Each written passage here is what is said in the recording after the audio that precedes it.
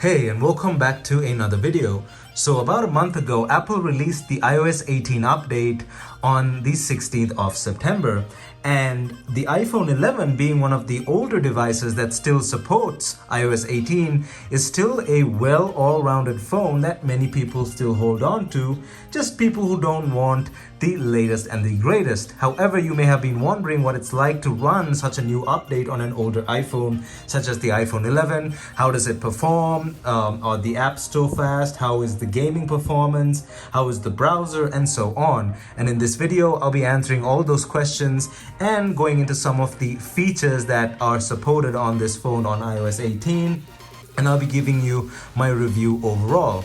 So this is the iPhone 11 running iOS 18 here in October of 2024.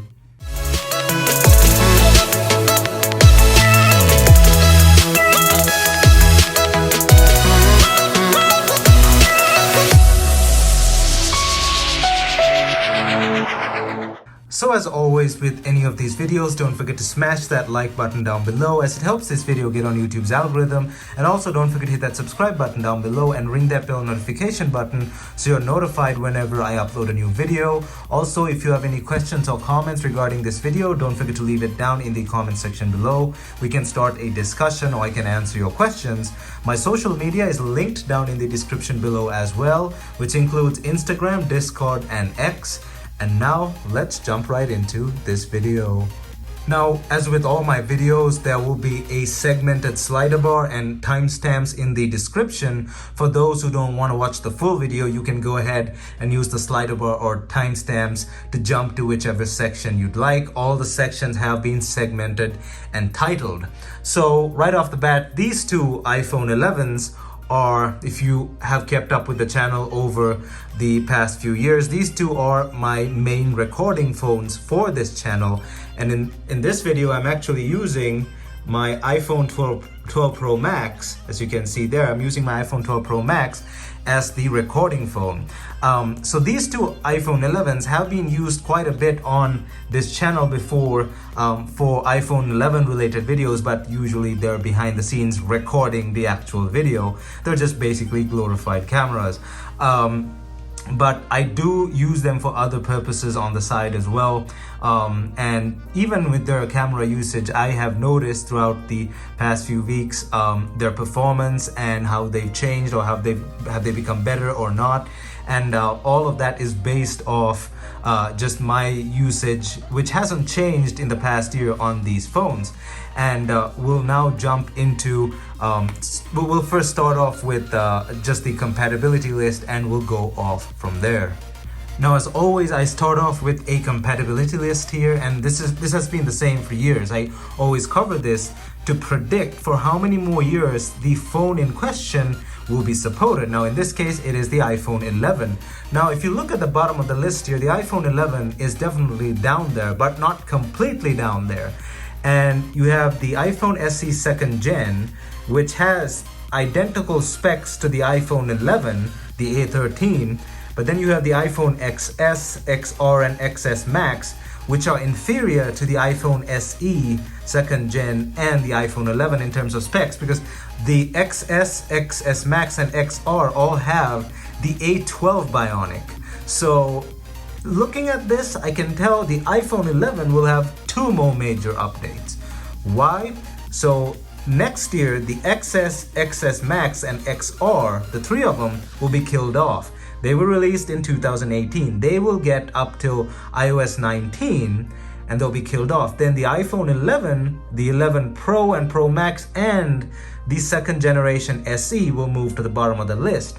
They are in the same tier in terms of specs, or processor more specifically, the A13, even though they were released at different years. The 11, 11 Pro, and 11 Pro Max was released in 2019, and the SE 2nd Gen was released in 2020. However, the SE is at basically a slightly toned down iPhone 11. And in this case, the XSs will go out next year in 2025, and in 2026, iOS 20 will be the last supported version for the iPhone 11, iPhone 11 Pro, iPhone 11 Pro Max, and the SE 2nd generation. So if you have an iPhone 11, you'll have 2 more years of major updates until 2026, which is iOS 20. And then after that, you'll have 2 more years of security and stability fixes until 2028. And those are the least cases because security fixes may go even further.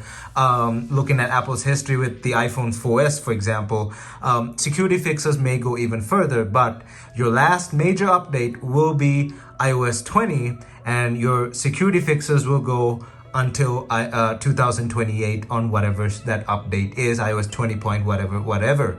And that kind of makes sense because the iPhone 11 was launched in 2019 with iOS 13, and that will make it 7 major updates like most modern Apple products get, because back then it was 5 to 6, but now on average it is 7 major updates and security and bug fixes for a further 2 years at minimum. Now, app performance is one of the more crucial aspects of any new update on an older iPhone. Have the apps slowed down? Have they sped up? How many times do I have to reload each app, or have they been running perfectly in the background? Basically, just app performance in general, opening speeds, closing speeds, etc., etc. So, as I've done in the past, and here's a video that you can compare this year's video too, which is my last year's iOS 17 iPhone test, which I basically did exactly the same thing I'm doing in this video on iOS 17 last year. So you can pull that video up and you can just compare directly in terms of speeds and stuff. However, just a disclaimer, these apps themselves may have changed over the course of the last year. So it's not an exact comparison, but it's just a good test to show you how RAM management and stuff is in the background after the iOS 18 update. Now, as with my past videos, I'll be doing a quick gauntlet of apps. And as you can see, there's nothing open in the background. We can open Apple's website there, boom, loads almost instantly. We can open Journal there, opens instantly. Freeform, almost instant. Fitness, instant. We can go back, clock. And again, like I said, this is just a quick gauntlet. It's not a perfect test of, all the apps, but most of these apps on this phone are system apps as well. But as you can see, stuff opens really, really fast. And now we can go ahead and see what's still running in the background. And most of these apps are super optimized, of course, but it gives you a general idea on performance. But most apps loved on the App Store, third party or not, are very well optimized. And as you can see, nothing needed to be reloaded. Everything is just fine there. You can again, let's see if the camera app needs to be, nope, just needed to be opened. There we go. So all the apps are still running in the background just fine. And yeah, stuff is just fine. As you can see, performance is really, really quick, really, really fast. Almost no lag or stutter whatsoever, and apps are still running in the background. We can go ahead and now close them. So thumbs up in terms of app performance on iOS 18. And by the way, this is still just the iOS 18 update. I'm pretty sure there is now a small bug fix that was released a few days ago. This one's still running iOS 18.0, but as the updates progress, performance will only get better. Alright, now for a quick Face ID test after the update. Watch the little padlock here as I press the lock button here. And as you can see, it unlocks almost instantly. You don't even have to wait for the padlock animation up there. It unlocks almost instantly, and my face is not even in direct line of sight of the sensor, but it unlocks almost instantly even before the padlock animation. So as you can see, Face ID is just as fast as it was on iOS 17 and years prior as well. Now, in terms of battery life, I can say right off the bat, if you want a straightforward answer, battery life hasn't changed on the iOS 18 update, and I'm pretty sure it's going to get better as the smaller bug fixes and stability improvements keep rolling out. I've had this phone since 2020, I believe. I can't really remember. Yeah, 2020. This used to be my daily driver, actually. When my iPhone X broke, I bought this. And this, I bought it about 3 years ago, or maybe 2 years ago. I forgot. I bought this off OfferUp to be my vertical camera, while this was my horizontal camera like this. And I've used these phones daily on my YouTube channel and for a few other things as well. And their battery performance, I can say right off the bat on both these phones. So we have two samples here. I can say that the battery performance has been the same on day-to-day tasks, basically what I did with them. I don't use them as phones. Obviously, they don't have SIM cards in them, but I use them for other stuff, watching videos and the occasional editing videos and stuff on the side for YouTube. I may do a few edits on these, but not too much. I also, of course, use them for videos, and the battery life has remained the same. These are the battery health numbers for these two phones, 87 and 84%. And relative to those numbers, the battery performance has been relatively the same. Alright, now it's time for a game demo, and we'll also discuss the new game mode feature while we're at it. Basically, game mode, when you launch a game, and this is a completely automatic feature, it only activates when you launch a game. You cannot activate it separately from settings or anything. Whenever you hit a game and the phone identifies that it's a game, it'll launch game mode. And then from the control center here, you can actually turn it on or turn it off, but I don't know why you'd ever want it off. You can just boost your game performance. But basically what game mode does is it turns off all background processes and focuses it on the game. So I mean, if you want notifications while playing a game, I guess you can turn it off so you get your notifications. But when you launch a game, and you'll see it in a bit, it'll automatically launch game mode and go from there. So as you can see, we're gonna play the same game that I've been demoing for the last few years, and that's Asphalt 9. They now called it Asphalt Legends Unite. As you can see, there's nothing running in the background, and boom, let's launch it. And game mode should turn on in a bit. Sometimes it's a bit buggy. On the iPhone 11 or the iPhone 12 video, it was a bit buggy. Let me cover up my game ID stuff over there.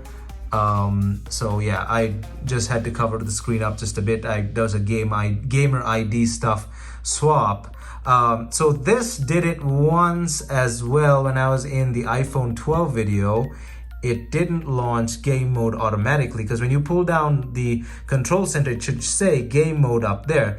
Usually when you launch the game, it will launch game mode. So it's a bit buggy, but we can get it to launch. Now I'll go reload the app off screen and see if I can get game mode to kick in. Alright, so game mode is finally on. As you can see there, you can access it by pulling down like that and going to your controls there. Let me do that once more. So pull down twice and you're in your controls. Game mode is up here. You can click that to turn it off, but we'll just keep it on for obviously testing in this video. When game mode is on, background activity is reduced to optimize the performance of this game. Now, when I turned it on this time, it didn't appear on the loading screen for the game, because it should say game mode on in a small notification over here, but it didn't. But still, it is on in the background. As you can see there, it turned itself on, but it didn't give me that notification. And even on my iPad review video for iPadOS 18 and my iPhone 12 video, iPhone 12 Pro Max, it was still being a bit buggy there. So sometimes it'll be on but not tell you, and then sometimes it'll turn on and tell you. So it is what it is. We can go ahead and now play this game, and we'll demo the same race that we have been doing for the last few years. Let me go ahead and set up this race and be right back. So here we are, and it's the same car, the same level, same everything. And I can say from my iPhone 12 Pro Max review video, game mode definitely makes quite a bit of a difference. And I don't think I reviewed this game last year for iOS 17, because I don't really play games on my phone. However, it was quite an eye-opener to compare it to the iPad video, because I have always demoed games for iPads. And yeah, as you can see, there's no stutter whatsoever. It's running perfectly fine. And in the past few years, from what I can say, games have stuttered a bit, especially this game on older iOS versions on older iPhones. And even on that iPad, the game stuttered a bit on iPadOS 16 and iPadOS 18 and iPadOS 17. But with game mode on iPadOS 18, it did not stutter whatsoever. and boom, there we go, no stutter whatsoever. And if you want to see what I'm talking about, there's the video for iPadOS 17 on the same iPad that's on iPadOS 17, and then next I'll put the second video on iPadOS 18 on the same iPad running game mode, and you can compare and see the difference. But yeah, right off the bat I can say game mode makes a considerable difference while playing games. Alright, now for a quick browser demo on iOS 18. As you can see, nothing's running in the background. We can load Apple's website, and as you saw earlier, Apple's website loads almost instantly. And of course it depends on your internet, but the animations and stuff are working perfectly just fine. And I've said in the past, Apple's website is quite taxing on older devices, but as you can see, all the animations work, everything works smoothly and just fine on Safari. And of course this is on Safari, so Safari is definitely optimized for iOS, but if you're going to use an older device and browse the web, I recommend Safari because it is very optimized. And I've seen older iPads and even some phones that are still being used as browsers, just basically to browse the internet and read books. But as you can see, it is fluid and fast. Let's open Nokia's website here. Nokia, go to Nokia. Actually, let's go to the Nokia HMD website there. And it's not the most optimized website. It's not even close to as well built as Apple's website, but it will still get the job done. As you can see, the performance is really good, even on a website that is not Apple's. There you go, performance is really good. Let's go to Microsoft's website now. There we go. And as you can see, performance is good. No stutter, no lag. The browsing experience is exactly the same as it was on iOS 17. So I can say right off the bat, the browsing experience is really, really good. Let us now go over some of the new features on iOS 18. Now, you must understand that this phone is not going to get all the new features on iOS 18. It's probably going to get lesser than most of the newer stuff up on that list I showed you at the beginning, but it's still getting the most notable features.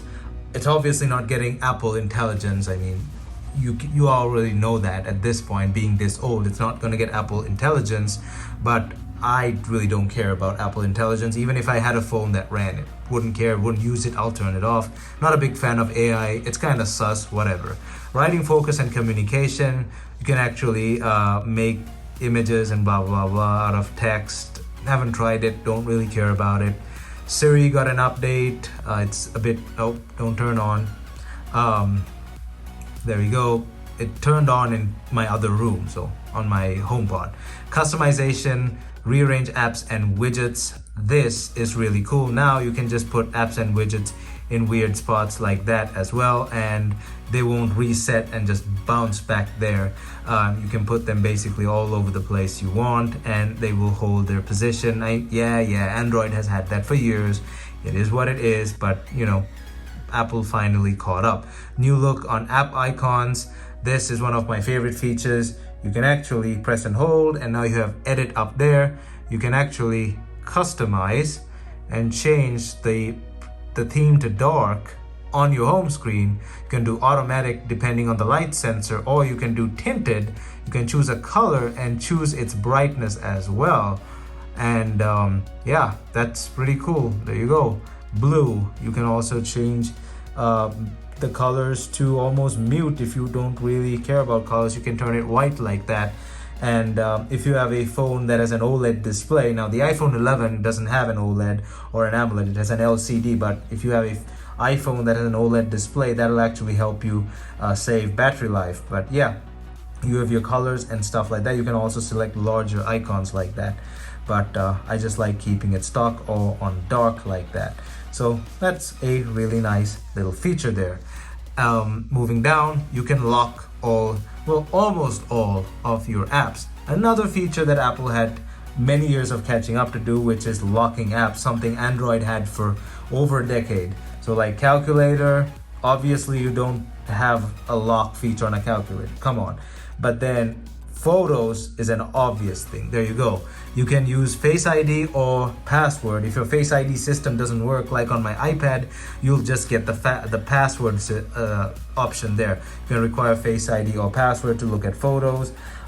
Settings, I don't know why, but it doesn't give you the option. I hope they do give you the option that so that if someone's using your phone, they can't mess with settings. So yeah, you can lock some apps, but not all. Contacts, you can't. Phone, you can. Messages, you definitely should be able to, yep. But contacts, for some reason, you can't, which is weird. But hey, whatever. I'd like to have the contacts locked as well. So maybe it'll come up in a future update, the ability to lock everything, even calculator, if you care. But big update to Control Center, my favorite feature. Now, the Control Center got a big beef up. So if you press the plus icon over here, you can actually edit the Control Center the way I've always dreamed of.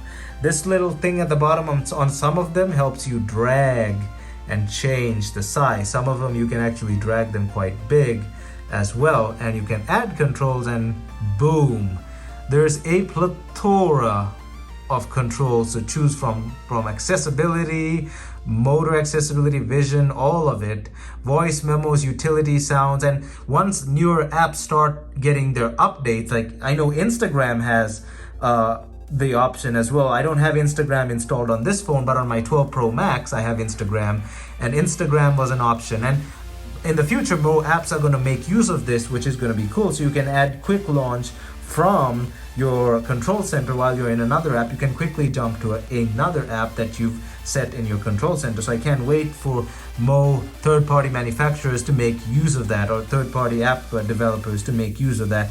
When you swipe up, you can go to music, swipe again, you have this, and swipe once more. You can add more controls to your Control Center. That is really, really impressive. I've been waiting for something like this for years, and you can move these around and all that stuff. Almost perfect. I wish they'd do a separate background for this, but it is what it is. You can also press and hold that to turn your phone off from here. Let me do that. Come on. Why isn't it doing that? Let me try. Okay, that is, there we go. You gotta press it exactly. So you press and hold and it'll turn your phone off. Let me try that once more. I don't think I did it right. You gotta press and hold. It's a bit finicky. I hope they make that icon a bit bigger, but there you go. You don't have to press and hold for too long, but you can turn your phone off like that as well.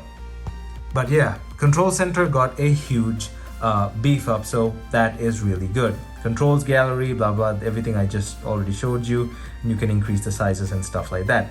Lock screen controls, those two little controls at the front can now be changed. Let me unlock the phone, press and hold, customize, lock screen, and now you can actually change these to whatever you want. There you go. Those are your options, and I hope third-party app developers actually make use of this as well. And you have music recognition stuff like that. I still like to have my flashlight and my camera. It's just how I am. But yeah, you can change those now. So that is a nice addition as well.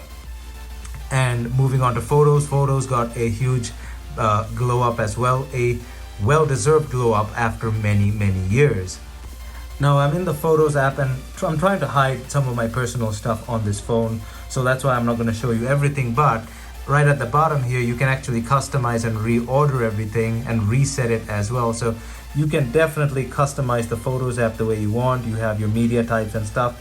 When you scroll down, it shows you all your stuff in the order that you've set it up to be. So it's a long-awaited update for Photos. I know last year they gave us the ability to lock recently deleted and smaller stuff like that, but now the Photos app really was redone from the bottom up, and that's a big thumbs up. You definitely have to mess with it to believe it. It's a really good upgrade. Messages got this little pop action thing, and the stickers and stuff also kind of pop and stuff now. It's whatever, I don't really use it that much. Tap back. Is there a message via satellite when you're not in Wi-Fi or cellular? That's a good feature to have, Apple's satellite messaging feature. that finally came. RCS messaging as well. Mail got some organization stuff. And yeah, Safari got highlights and a redesigned reader as well if you like to read a lot. The Passwords app, that's quite nice. You can now access your passwords from its own app, from their own app right here in the home screen itself, and you don't have to go into settings to access passwords under its own folder in settings. So it's a separate app here, so you have all your autofill passwords and stuff like that. So the Passwords app is a new thing as well. Securely synced across all devices and apps. Maps got hiking, topographic maps and stuff like that.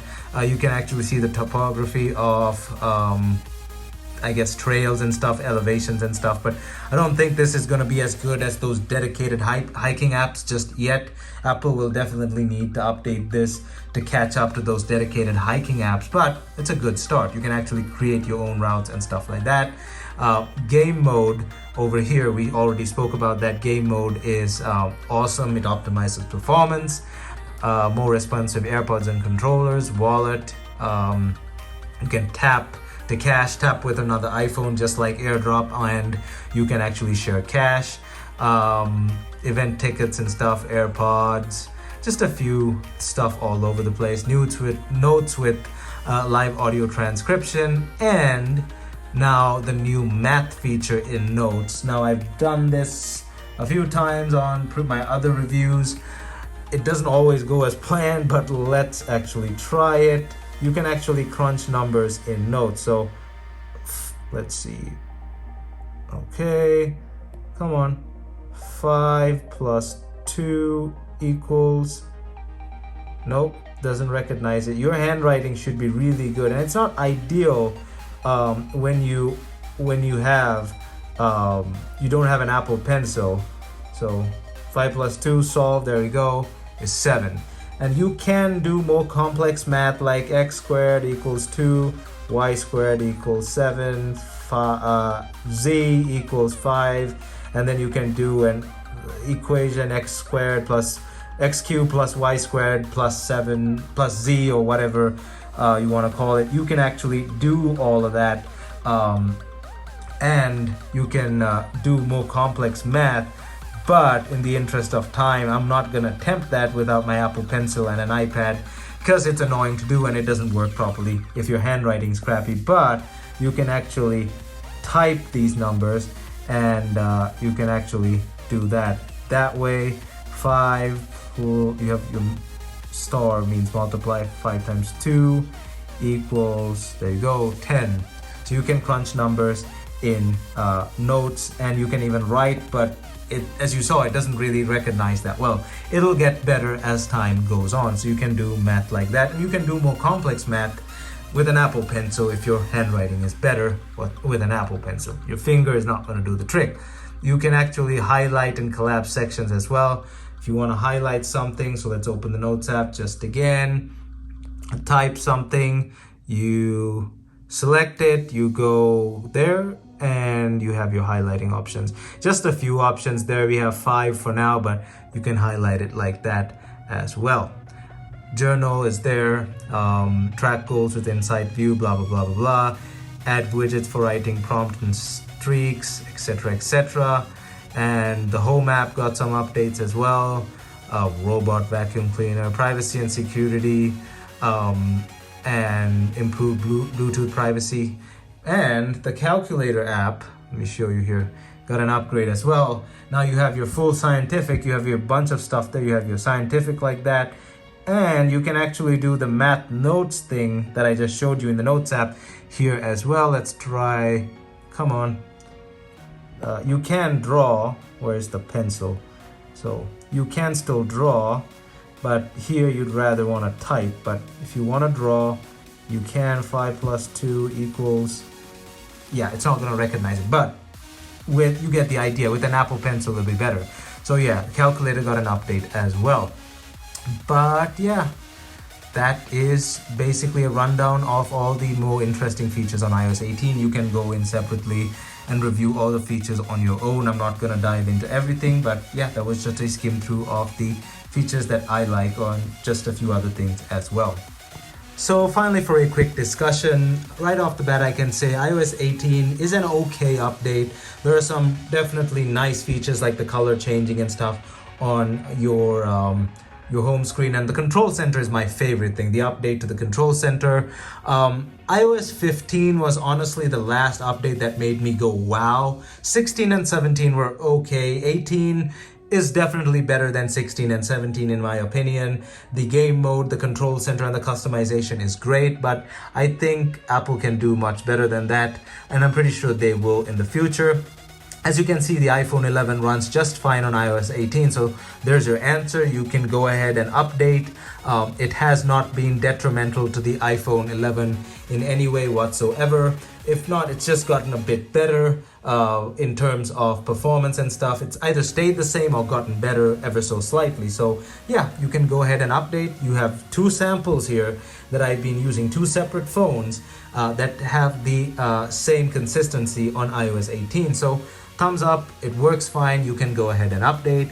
Thanks for watching this video. This was the iOS 18 update on two iPhone 11s here in 2024. Definitely stay tuned for the video of using the iPhone 11 in 2024, which I'll do in a few more, a few weeks. And of course, that'll apply to 2025 as well, as this update will carry on to the majority of 2025. Definitely stay tuned for that by hitting the subscribe button down below. Hit that like button, help share this video on YouTube.